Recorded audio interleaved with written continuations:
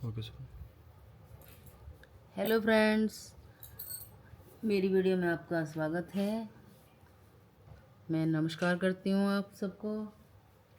और आज का हमारा टॉपिक है द्विगु समास की परिभाषा।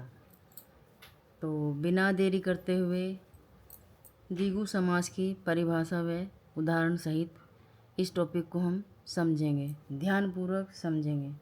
बहुत सरल और आसान सा ये द्विगु समास का टॉपिक है जो मैं आज आपके सामने लेकर आई हूँ।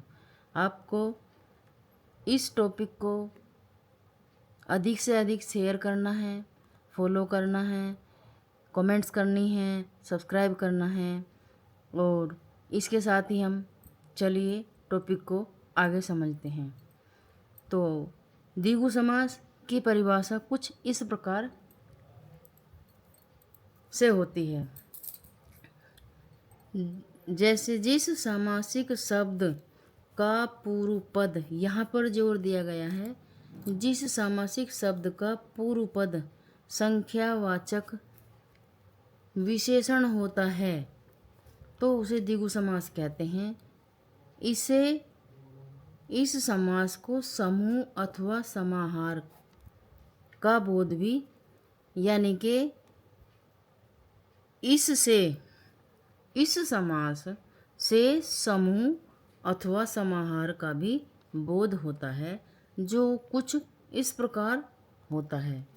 द्विगु समास की विशेषता यह है कि पूर्व पद, दो पद होते हैं, पूर्व पद, उत्तर पद, अप्रधान पद, प्रधान पद, विशेषण हम यहाँ संख्यावाचक को विशेषण कहते हैं। और विशेष्य वह होता है जिसको हम, जिस संख्या को, जिस आदमी को, जिस रास्ते को गिना जाता है उसको हम विशेष्य बताते हैं। जैसा कि उदाहरण कुछ इस प्रकार हैं।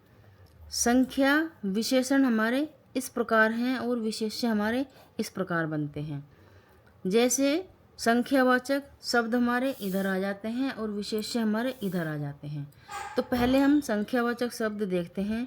पंचवटी, पंचवटी पूर्व पद हमारा ये हो जाता है और उत्तर पद हमारा वटी हो जाता है, उत्तर पद।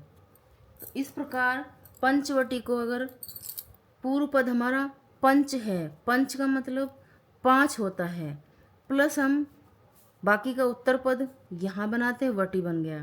तो पंचवटी 5 हमारा आया तो इसलिए हमारी संख्या बन चुकी है और वटी हमारी अलग निकल गई। तो पंचवटी इस प्रकार बनता है। तो पंचवटी का मतलब होता है 5 वट। 5 वट कहने का मतलब ये होता है कि 5 वृक्षों वाला स्थान। 5 वृक्षों, जिस स्थान पर, जैसे ये हमारा गोल गोल हो गया, एक यहाँ हमने आंवले का लगा दिया, एक यहाँ गेंदे का लगा दिया, एक यहाँ आम का हो गया, एक यहाँ आड़ू का हो गया, एक यहाँ लीची का हो गया। तो इस प्रकार के स्थान को हम पंचवटी कहते हैं। दूसरा उदाहरण आता है शताब्दी। शताब्दी, शताब्दी को अगर हम तोड़ते हुए लिखेंगे तो पूर्व पद हमारा हो जाएगा सत। सत का मतलब 100। सत को हम हिंदी में 100 बोलते हैं और इसका प्लस आब्दी, शताब्दी 100 अब्दों वाला वर्षों का समूह। शताब्दी का मतलब 100 वर्षों का समूह। इसी प्रकार तीसरा एग्जाम्पल हमारा तिराहा। तिराहा पूर्व पद हमारा कौन सा बनता है? ती। तो ती हमारा यहाँ लिखा गया, ती का मतलब 3 होता है, प्लस राहा 3 राहों का समूह, 3 राहों का समूह। चौथा हमारा उदाहरण होता है चौमासा। चौ पूर्व पद हमारा चौ, तो चौ का मतलब 4। 4 मासा मतलब मास, मास 4 मास। तो 4 मासों का समूह हमारा इस प्रकार यहाँ संख्या निकल जाती है। यहाँ उत्तर पद हो जाता है, ये पूर्व पद होता है, ये उत्तर पद होता है। इस प्रकार इन सभी को मिलाकर यह द्विगु समास कंप्लीट हो जाता है। उसी तरह पांचवा कुछ इम्पोर्टेंट उदाहरण नवग्रह, नव का मतलब उत्तर, पूर्व पद हमारा हो गया नव प्लस हमारा ग्रह, नव का मतलब 9, नव का मतलब 9 प्लस ग्रह, 9 ग्रहों का समूह। तो इस प्रकार हमारा ये नवग्रह, ये हमारे विशेष्य हो जाते हैं और ये हमारे विशेषण हो जाते हैं। यहाँ हमारी संख्या हो जाती है, संख्या विशेषण हो जाते हैं, और यहाँ हमारा विशेष्य किसको हम किसके आधार पर यह हमारा समूह शब्द समूह बनता है। उसी प्रकार देखते हैं छठा और लास्ट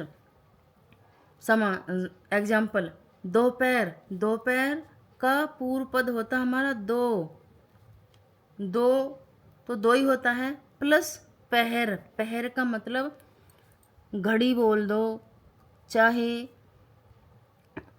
पहर, चाहे वक्त बोल दो, लेकिन यह दो पहर प्लस पहर बराबर हमारा बनता है दो पहरों का, जहाँ दो टाइम एक साथ मिल जाते हैं, यानी कि सुबह और दोपहर।